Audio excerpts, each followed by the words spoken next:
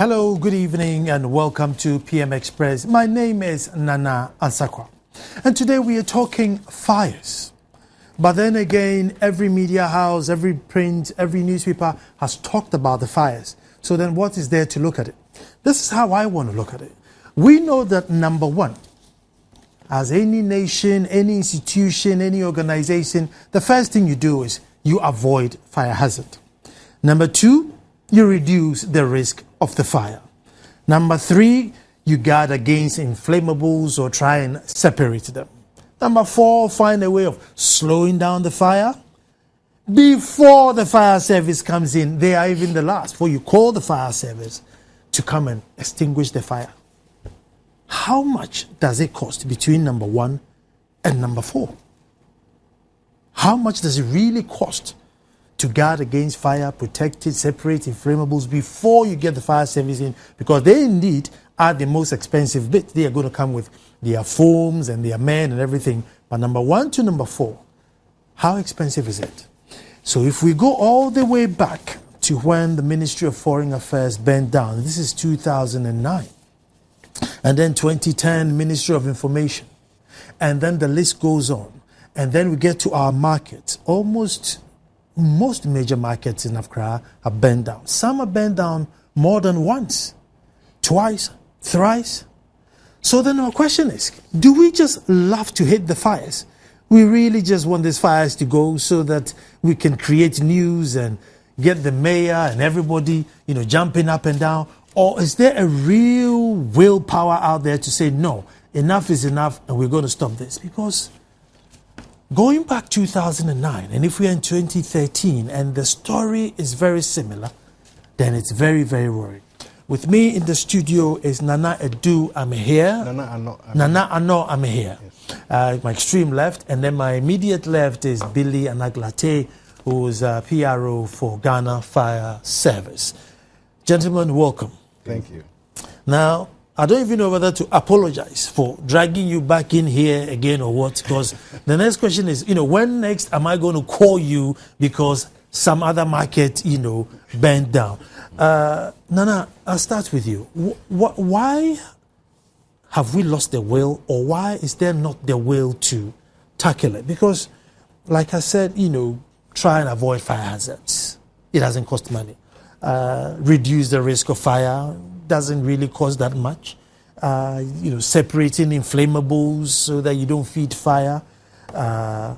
Slow down the fire. Try and way you can slow down the fire. Now, the really expensive bit is calling the fire service to come with their machinery. So why can't we do it? Well, why can't we do it is the $64 million question. Yeah. You see, the essence of doing fire investigation is to unravel the cause of the fire. And what is the need for doing an investigation? So we do the investigation and we get to the bottom of it, what caused the fire.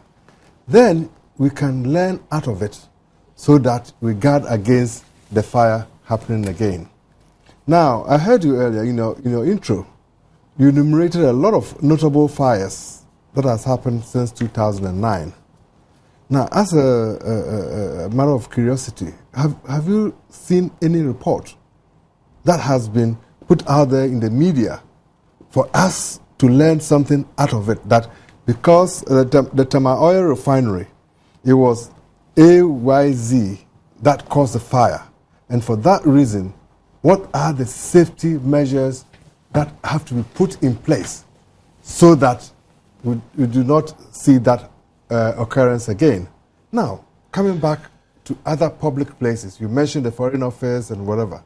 Our good friend, Mr. Anaglate, is here, or Deputy Chief Officer, I should give him Deputy Public Relations Officer. Deputy Public Relations, PRO of the Fire Service. You see, public places, before you are issued a certificate of occupancy, the fire service must go out to the building and do a thorough fire safety audit before that certificate is issued to you. And before, it's not just that going down there and do a cursory look and say, so-and-so building is fit for occupancy and we give it a clean bill of health. That's not how. There's a process, a checkbox, a list of checkboxes. That this area we think the risk assessment that for fire that we're doing here, we think we have flammable material here, which comes under Class B, because you have various classes of fire. So Class A, Class B, Class C, Class D, and we even have Class K. Okay, so the fire officer who is doing the risk assessment for fire will go through all that, and then before you are then given the certificate that you will have a clean bill of health, and in the event that you have fire, you see, I mean, like when you go to a public building like your studio here, usually when you enter, you see the fire safety plan posted clearly on the entrance, or where you can visibly see it, that in the event of fire, you are here. So you go through here, the assembly point you do, it should be clearly displayed. But when you go to most public places, they are not there. Then that tells me that a thorough safety plan, fire safety plan, has not been put in place. So then it goes to Mr. Anaglate and his outfit. That why is it so? Why should they allow public places to be used without the requisite fire certificate? It goes with the market that are in question now. All these markets that are being gutted down by fire, and we hear is the work of arsonists and all manner of scenarios. How many of them can boldly say that they have the requisite fire certificates in operation, so that when the fire service, before they can give you the certificate, they know that they must have access in the event that you call upon them? Even in the market, when you have incipient fire, the fire when it starts, how many people have the capability of putting out that incipient fire before it becomes a major fire? None whatsoever is in place. So our challenges are many, and most times I think we have good officers working, and we have well-qualified people like Mr. Anaglate and his team. I talked to some of them. They are more than qualified, but what are the tools that they require to do the work to protect us? None whatsoever. Billy, I think when the Kumasi market first burned down, there was, obviously, as usual, a commission of competent people were put together, and they came up with a report. What has come up with the report, and what was in it? Well, unfortunately, I think that we, as a country, we need to be doing more than we are doing. When this report came out, it came out with recommendations that needs to be implemented in the market. Apart from the Kumasi one, there have been several recommendations that have been made out of our fire safety audits. However, these recommendations were not implemented until the Kumasi one came with very good recommendations that has also not been implemented. It is true that if these recommendations are implemented, I believe strongly that even if we have situation of this nature at our hand, it will have been very, very reduced to the minimal level that nobody. It will not have been a situation, it will not have been a news that we'll be here and be discussing. But because we failed to implement some of these recommendations, that is why we still have what we have now. I want to revisit 1993, when Makola fire was first, Makola market was first gutted in fire, followed by few other markets. The fire service deemed it fit that the best we could do to prevent some of these fires is to ensure that we have fire safety audits in the market. That is to get into the market to identify fire hazards in the market, write our report, and ensure that the custodians of these markets have these reports with the recommendations. We were hoping that it will be implemented. But when it was not implemented, each year we do this fire safety audit, realizing that the situation has not been solved. The fire service again went ahead to ensure that the best they could also do to help the situation is not to sit down because we have done our fire safety audit, but to form market fire safety teams that will go into the market to educate people. We were saying that if the people in the market, people who have their investments in the market, that will be committed to ensure that their investments are protected, then we should let them have the eye that it takes to identify fire hazards. We should let them know what the fire safety rudiments are so that they will be able to implement these fire safety measures so that we will not have these fires. So the marketing was formed. They get into the market to educate people. Unfortunately, there is one thing educating people as a teacher, the other, the students availing themselves and taking what you want to educate to them and implementing what you've given to them. The availability was not there. They were not availing themselves for the education. We tried several means. Initially, we were getting in there with megaphones to educate them. We realized that no, it was not working. We decided to get there tete-a-tete, one-on-one, to educate people. We also realized it wasn't working. We decided to use our musical instruments. We get them with our bands to play, to pull down the crowd, educate them. At the end of the band, after they are dancing, at the end of the band, when the education goes on, you realize that the crowd drifted. Then they are gone. We have been using the media. Then we have also realized that many times when people are listening, have been in certain vehicles, have been in certain homes, when it comes to fire safety education, the channel is changed.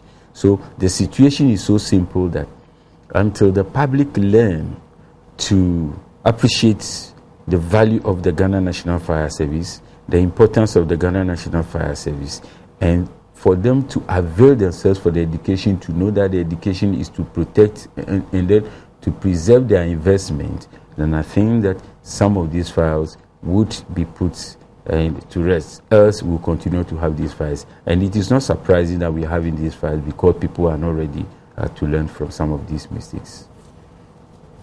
I feel like saying, well, and that's the end of the show. I just feel like saying, and that's the end of the show. Now, is it not amazing that, from what Billy is saying, we have a report, we have a recommendation, which we've perfectly shelved. And now we have 3 Americans jumping up and down the country to tell us why there's fires. When we clearly have gone there and there's a recommendation, from what Billy is saying, it makes sense and that it would have reduced fires. I mean, you can't stop it, but reduce it. But then as a state, still go ahead and bring 3 investigators to come and tell us why fires are burning. And then everything that we have done, we've shelved.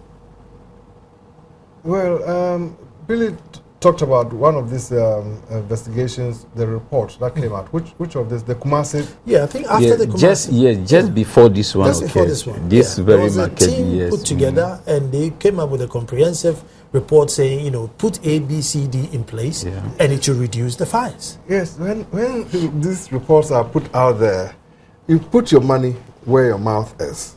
If that report was, the recommendations were that conclusive, and they were to be enforced, they should have been in place before the market opens. I mean, many a time we have a lot of fine laws on our statute books and stuff like that. But the problem we have as a country is enforcement and compliance. So whose job is it that we have, the market has been gutted down, we've done a fire safety audit, and we've done a thorough investigation to identify the cause of the fire. So that report should not be shelved. So it should be put in place, and if all the recommendations are not met, the market should not be opened. Now, I mean, I saw something this afternoon on TV that the market that has just been gutted down, people were demonstrating that they should be allowed access to go to the place. For crying out loud. If the state had the security agencies there and they've cordoned off the place, who are you as a citizen to say that you must be allowed to go in there? So if you go in there and there's an explosion there and you lose your life, whose responsibility it is? So as long as the market, if the police, the Americans are there to do their investigation, fire investigation doesn't take 1 day, 2 days.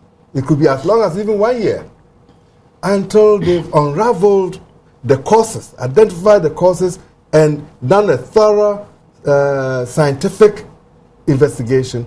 The market should not be opened. Billy, I mean, as of the first quarter now, 2,201 fires. 18 people have lost their lives. 19 people are injured. It's estimated the damage is about 16 million. Domestic fires 770. I mean, the numbers are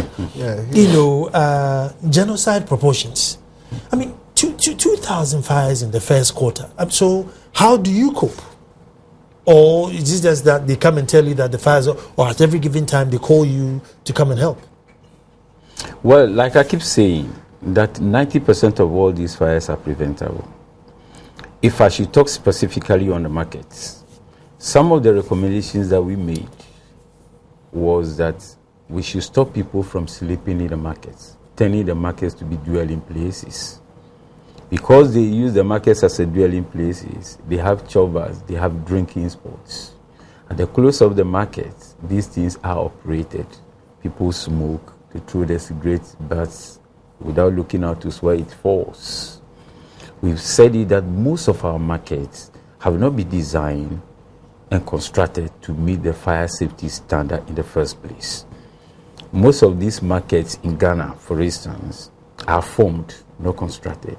Today somebody is selling here, tomorrow somebody joins, before you realize we have a full market. Such a market definitely will not have fire safety measures implemented in those ones. We recommended that those markets should be improved upon.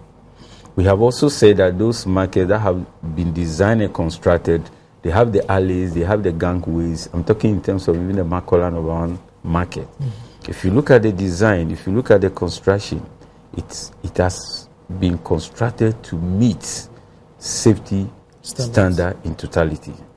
The alleys were defined, the gangways were opened. We have early detection and warning systems. We have firefighting facilities like extinguishers and hose release. We have hydrants in there and other safety measures. But those things have been encroached upon. The alleys that the gangways are supposed in the first place to allow emergency vehicles to access the market. If you look at the alleys, it has divided the Makola market into 4 equal parts, so that you can assess whichever parts that have the incident. Those alleys and the gangways, the alleys specifically is also to serve as a fire belt. So 1/4 of the market is on fire. Because of the alley, it will not travel to the other aspect. That is why we have those alleys encroached upon with structures that they have interwoven, so that if there is the slightest fire at one place, it sweeps quickly to the other area so rapidly that if the fire service do not get there within 4 minutes, the next 1 minute being added, the whole market would definitely be engulfed. So we continue to insist that every market should have a fire post. Today, as none of the markets are having a fire post, we'll be asking that the assembly should provide containers as a temporary measure. Then it will be manned by fire personnel 24 hours. So that even if there are people behind setting of this fire, every big fire starts with something small. The moment the fire comes, the people will be there to handle it. So the impact of that fire will not be a situation for anybody to talk of. We still are looking to see if a single container will be provided in any of these markets for the firemen to man. Thank God that the old or overage electrical wires and illegal electrical wires, the electricity has gone into the market to remove those ones. That is only one aspect of the 1,000 measures that we are looking out for. Removing that one alone will not be, any measure. Steve, I'll come back so that you continue. Let me take a break here and then we'll come back and continue. But is it not amazing that such simple measures could have been taken to stop all these things, and now the state has provided 2 million, Ghana cedis to support the market women, rightfully so. But couldn't that 2 million have provided these containers to stop the fires in the paper? Obviously, maybe not that 2 million, but much less could have provided the containers for the market to be manned by fire personnel to prevent all these things. We'll continue the discussions right after the break.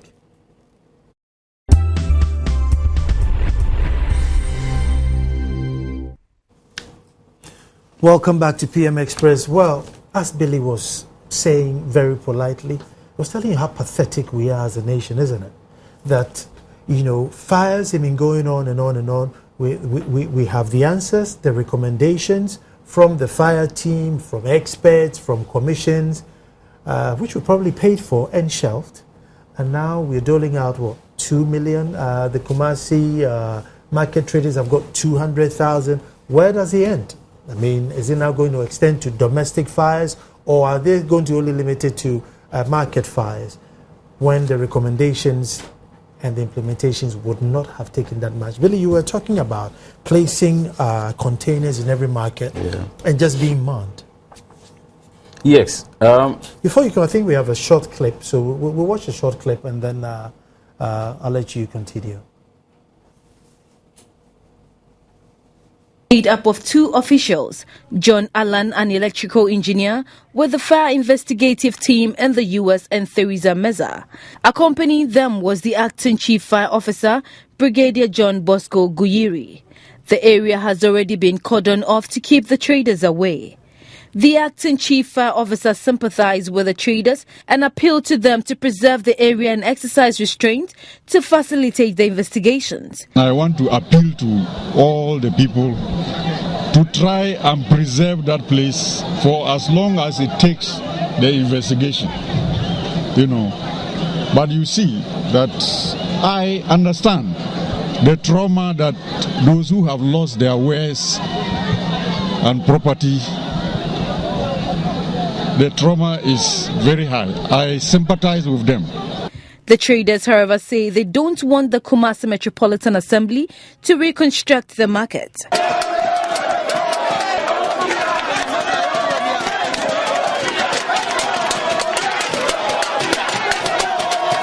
Most of them have already started clearing the debris and digging holes to erect sheds. The national chairman of the Ghana Youth Clothing Association, Kofi Sapon, says the KMA should reconstruct the whole market and not restrict its plans to the bent wings. In the meantime, however, he says the traders should be allowed to go on with their businesses. He also blamed authorities for not managing the markets well to create space for vehicular movement. We think that we have to rebuild and start working again. Then we will start earning our money, probably, so as to get our daily bread to feed our families. That is the most important thing that we are just looking for, because everything is gone. As at now, nobody has just spoken even to the executives of the association. We must know what is going on, because they are not dealing with us. They are just making their own investigations. But we are also controlling our people here. What we tell our people, that is what they will take, because we are an association. So if there is any authority or any other means that they have in mind, they should liaise with us so that we also will pass on to our members. He is also worried about authorities' inability to communicate with them and appeal to them to liaise with them so that they will be able to keep their members adequately informed. The police are maintaining a heavy presence at the facility.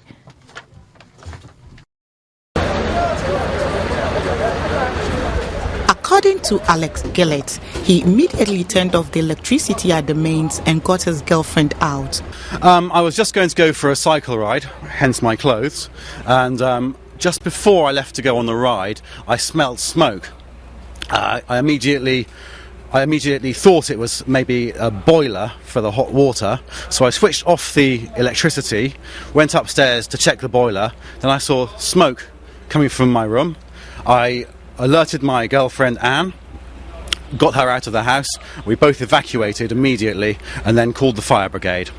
We had trouble getting through to the fire brigade, so I had to go to the was it that nobody was picking? There was no one picking the line, and it wouldn't go through.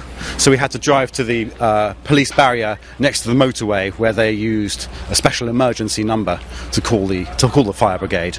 Officials of the fire service at the scene, however, intimated the fire could have been easily contained if there was fire extinguisher. They added that, though the neighbors rallied around, they could not put out the fire. PRO of Greater Accra Regional Command, DSP Freeman Tete, explained what might have caused the fire. What we've gathered so far indicate that there's a slight electrical fault, and we don't want to conclude that it was as a result of the electrical fault. But what is important is that when something of this nature happens, we have to investigate. So that's why the crime officers are here. The occupant, however, indicated he could not use his fire extinguisher because the smoke was overwhelming. I had one downstairs, but really I think the advice is you don't try and fight a fire yourself. You call for the professionals, because smoke was building up, and I know that most deaths from fire are caused by smoke, and I think it would be reckless to try and tackle it just with my little fire extinguisher, so that's why I called the fire brigade. There were no casualties. Though the top floor received the most damage, he managed to cart a few belongings out.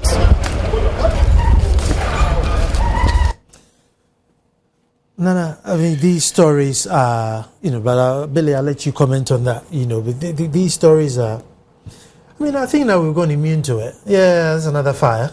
But these are really serious, in this case, in this Trasacco case, what happened? I don't know. I'm sure you... Well, sincerely, Trasacco, this is about the third time that I have personally been informed about fire outbreaks. I have been there once myself, assessing the whole place.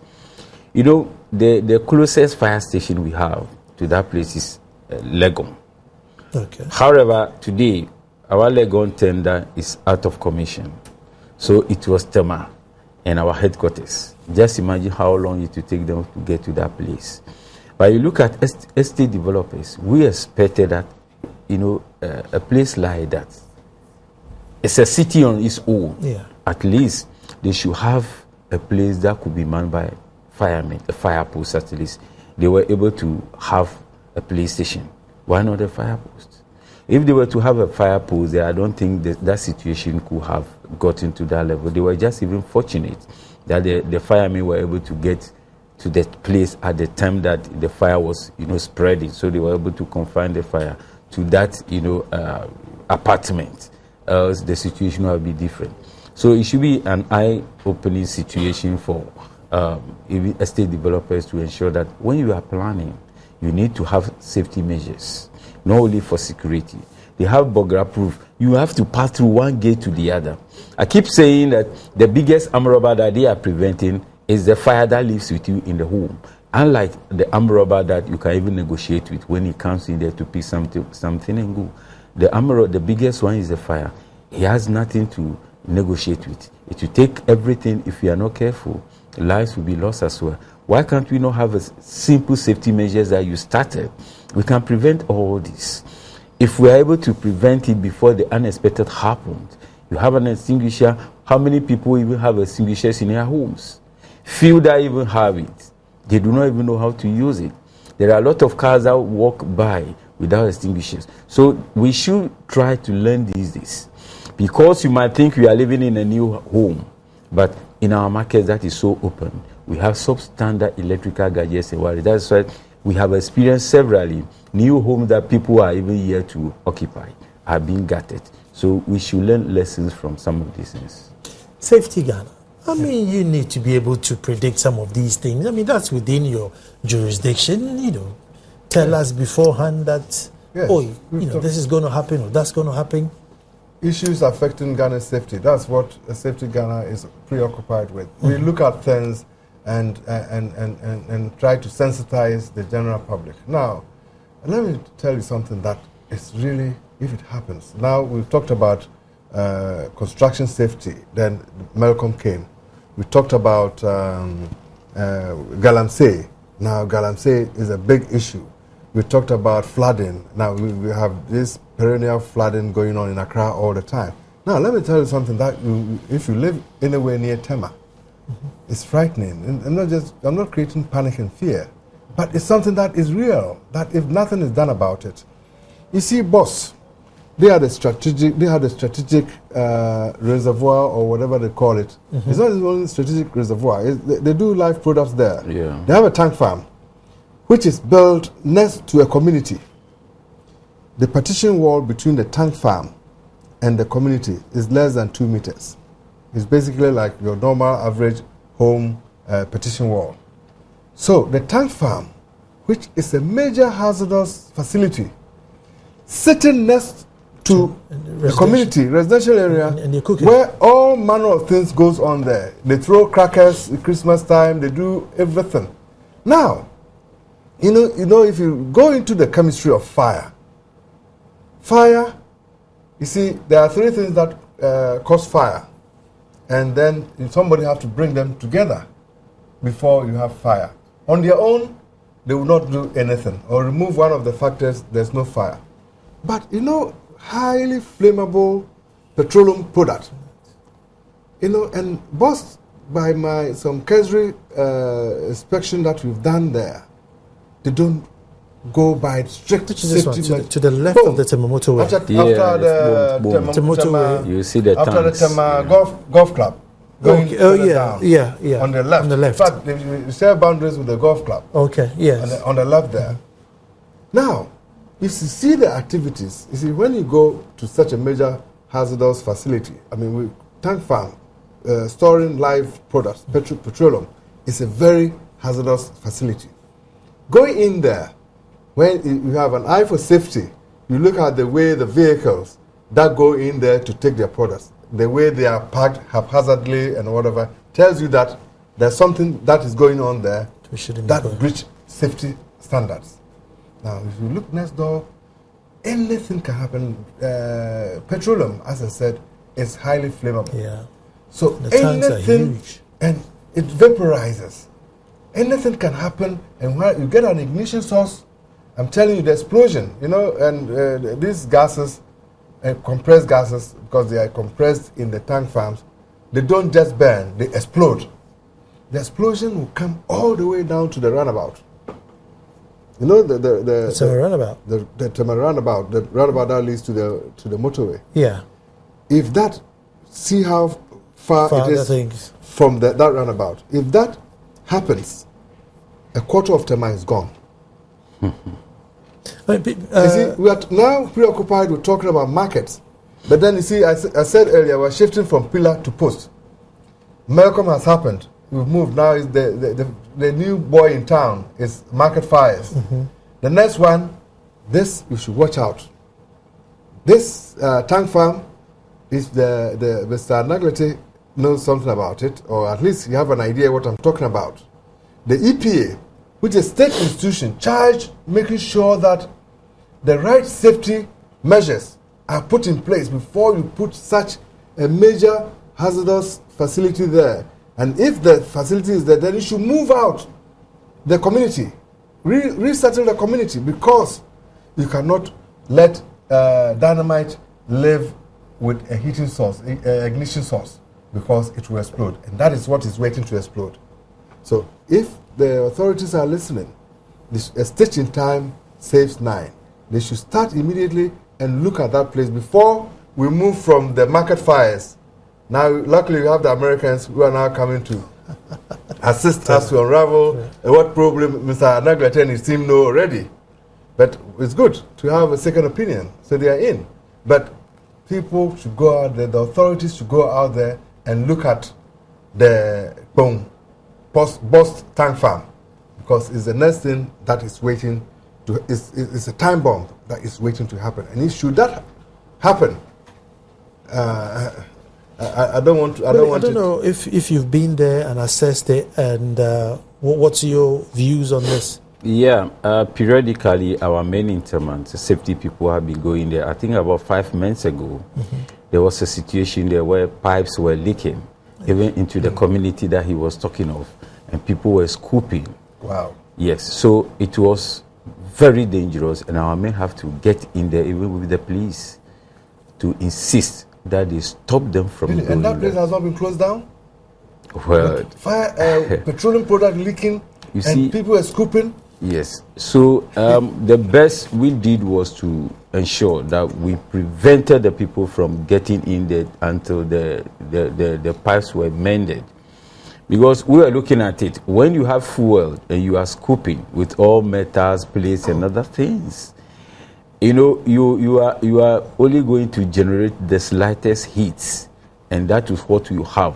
He was talking about explosion. Of course, yes, the bulk oil storage tank that we had there, if care is not taken and there is the slightest fire there is something we call Blevy. That is, you look at the liquid in the tank, it becomes to boil. That's why we call it Blevy. It's boiling liquid, expansion, vapor, explosion. Because it begins to boil in the container, it will expand, turn to vapor. The next thing you have is the explosion that will come. That will travel a long distance. So we keep ensuring that the people should at least be relocated. They are too close to the bulk tank area. Initially, they were not there, but as they begin to develop, they started getting close to the area. And you get in there, you have resistance. It becomes difficult for any other, agency to move them, because there are so many things that when you want to do it, there are other authorities that come in. There are other people that want to, even like we are looking at the Kumasi situation now. It has happened severally that each time the market is gutted, before 24 hours is ended, people have reconstructed the market. As they are constructing it, they are not having any safety measures in mind. That is why the fire is reoccurring. One market will continue to have fire within a month 2 or 3 times because of the way we construct our market. The same way that now they are resisting. The same way you get to areas, people think that the law is in their hands and they don't want to listen to any authority. That is the situation. So I believe strongly that what we should do as individual or society is to assess ourselves, assess our environment, and be able to identify some of the hazards. When it happened there, like he is saying, a lot of lives will be lost. Just to add to what you're saying, I'm gone to the internet. A massive blaze rages at Fuel Depot, and it's called Barnesfield Fuel Depot in Hemel Hempstead in UK. Yeah. And when the explosion, went on in UK, they had it in France. Wow. Well, that's how dire the situation is. And But they have about the same. It's like a fuel farm. When it exploded in the United Kingdom, they had the explosion in France. Yes. So when you were saying that it will go to Tema, I was wondering, but that is something which I think if we need. And the idea that the president, with our little resources, is giving them out as sympathy to those who have lost their wares, whatever, it's a very dangerous precedent that is being set. Look, let me give you some of these things that it happens. That you see, the railways, if you go at the airport, West Airport area, people are now living side by side with the rail. And that's a very dangerous thing. That the rolling stock, the rails, it can derail. Yeah. That's why the safety measures that are put in place that you must be 30 meters away from the railway lines. Now we have people who have their bedrooms 1 meter away from the railway line. Now, if the rail doing its whatever, and God forbid, there's a derailment, the rolling stock will go and condemn everything within 30 meters of the line. And what is it going to condemn? Human beings. And when it kills human beings, is the president going to go and take our hard-earned taxpayers' money to go and dole out to these people who are frolicking on their own folly? If I should use the lawyer's own language, frolicking on their own folly. To go and then do what? Bail them out? Then what money would you have to develop as a country? You see, the taxpayers' money is there to do so many things.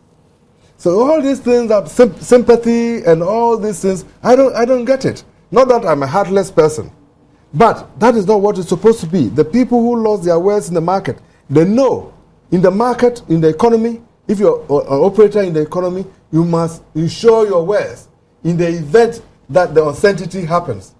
So if you don't, do you look out to government to come and bail you out? If it was an act of God, I hasten to add, if it was an act of God, like the hurricane, all of a sudden there's a whirlwind, it's come to raise people's houses to the ground, yes, then the government comes in and says because of this. But if you know that the hazard is there, you go and live by the railway, and when there's the unexpected happens, and you lose your property or you lose your life, then you expect that the government should come and empathize with you and give you taxpayers' money that is meant for development. Let me take a break from here. We're going to take a quick break. When we come back, we're still talking fires. And the last stretch, we're just trying to find out, well, we know what the solutions are, but we need to try what would it take for us to implement the solutions?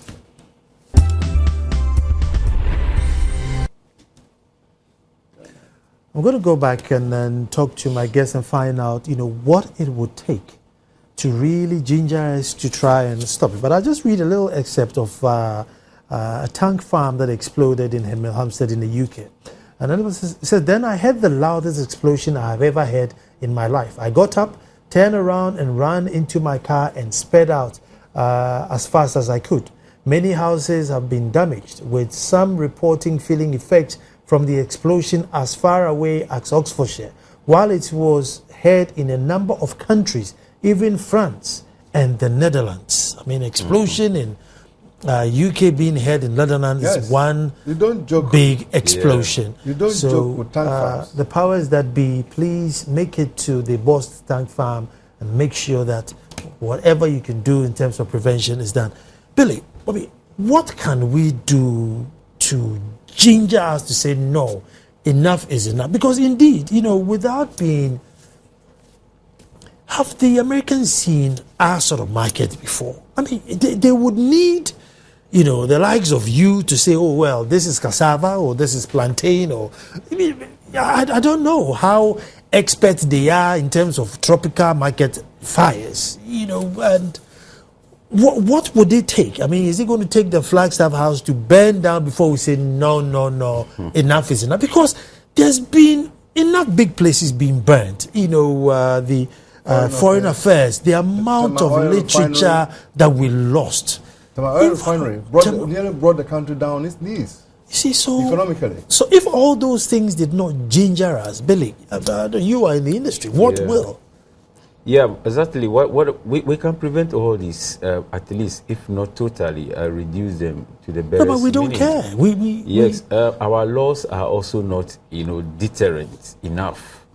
I keep saying that the fire service need to be empowered so that we can even arrest people who flout some of these safety rules and regulations, ensure that they are prosecuted. That is why somewhere 3 years ago, we have trained prosecutors within the fire service, expecting that we will have the executive legislation instrument so that we would be able to prosecute those people. But now that we do not have it, what we do is to ensure that we depend on the police, and then some of those people are taken to court. We should also try to ensure that those laws, we look at those ones that are outmoded. If you look at even the anti-bush fire, law, that was PMDC law 229, where somebody, if you set fire to a whole farm, you are to pay not less than 10 Ghana cedis, not more than 6 Ghana cedis. I don't think it's deterrent enough. We should also ensure that our bylaws in the markets are really enforced, that people do not take things for granted. Because if you look at our premises, for instance, most of our premises at those times were built to have a fan, a lighting system, probably radio and fridge. They are the very premises now we are having, air conditioners, we are having sophisticated gadgets in it without updating the current inflow. So if that happens, it means that the whole premises is already overloaded. So if there is power outage and the power is restored with the slightest upsurge in current, it is enough to trigger off fire in those premises. Some of these fires that we have, they will tell you, oh, there was a power outage, the power is restored, and that was when we had the explosion and other thing. It is because either you have overaged electrical wiring system. You have left your electrical gadgets on, and the excess currents comes in, or because you have already overloaded your extension boards and other things. So when we have our laws that needs to enforce some of these measures, people that will flout these laws are brought to book. I believe strongly that we will be reducing some of these fires, or even the impact, even if the unexpected happen, the impact of it will totally be reduced. Nana, my question again, I think we've grown a thick thing, and we're not faced. Nothing else, nothing is going to make us do anything. And the records are there. I mean, I'm going back to 2009, but I'm sure we can even go further back. And really, significant things, we have lost them to fire, and still we haven't been judged. Because sometimes, you play about it, but as soon as you lose your gem, you think, no, as for this one, I need to sit up. We're still not sitting up. You see, Nana, the enforcement powers resides in the bosom of the MMDAs. Look, in Ghana, the authority to allow development to start anywhere in this country is with the MMDA, the district assemblies. Without their permit, you cannot put up anything. So, if these market areas that people go out there to sell their wares and stuff like that, if the MMDAs do not certify them, you cannot go there and do your trading there. So, until we appoint people who are going to go there and do development and make sure the right thing is done, rather than appointing party apparatchik, whether he is qualified to do the job or he's not qualified to do the job, he just, because joy is for the boys, and you appoint him there, he goes out there, and when he goes out there, he's only there looking for what is in there for his pocket. I mean,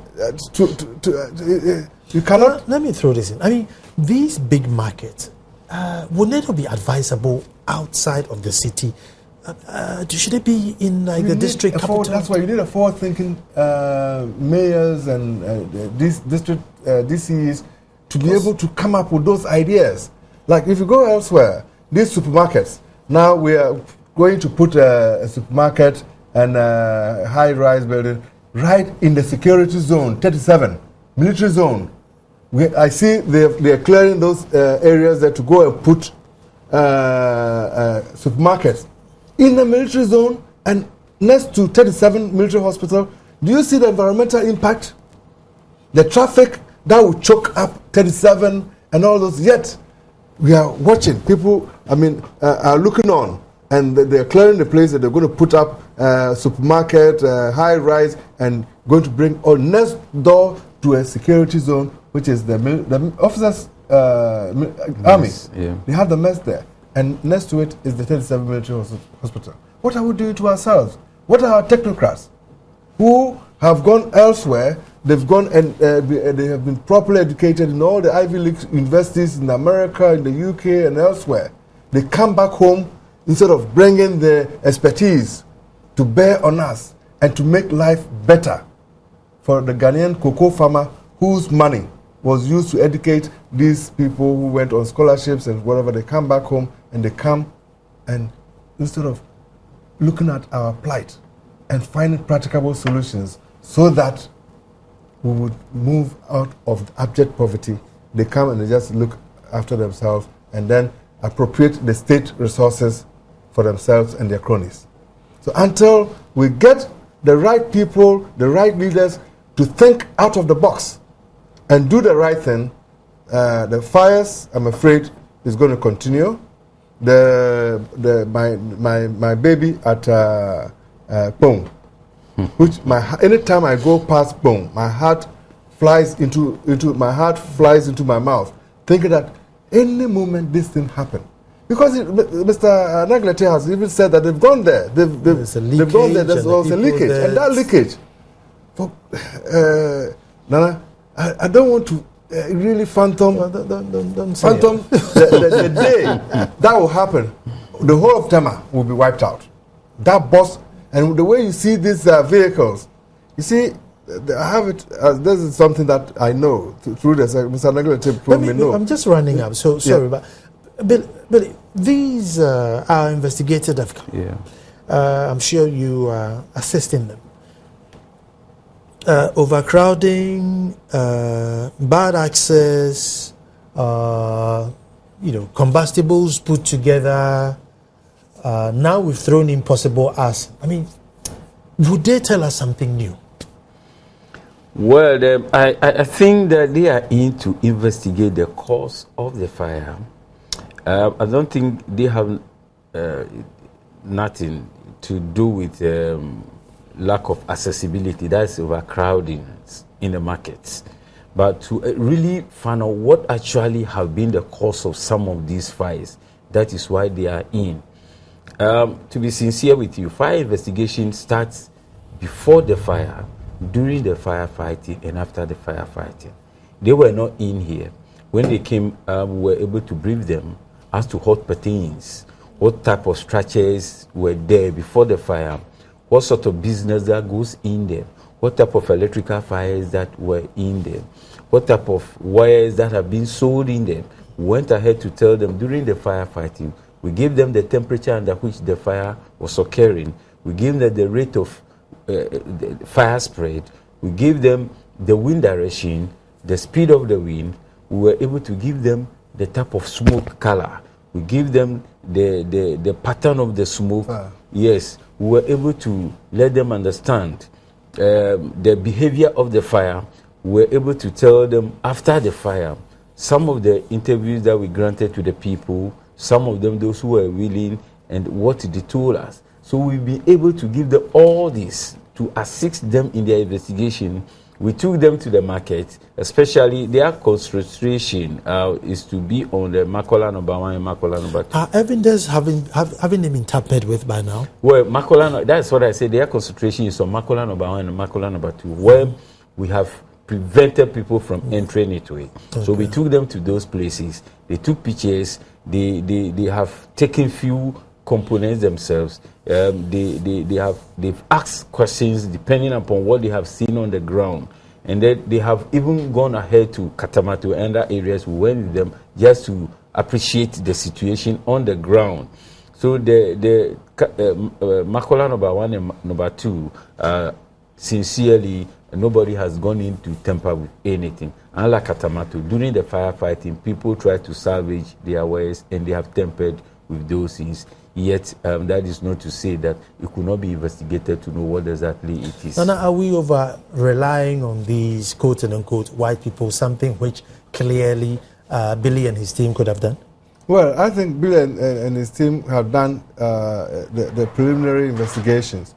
What really the experts are bringing in, the experts are bringing in is the probably forensic laboratory and other expertise, other exposures that they've had. So it's always good to have other people to come in and give you a second opinion. Yeah. So it's a welcoming thing that they are in to assist Billy Anaglete and his group.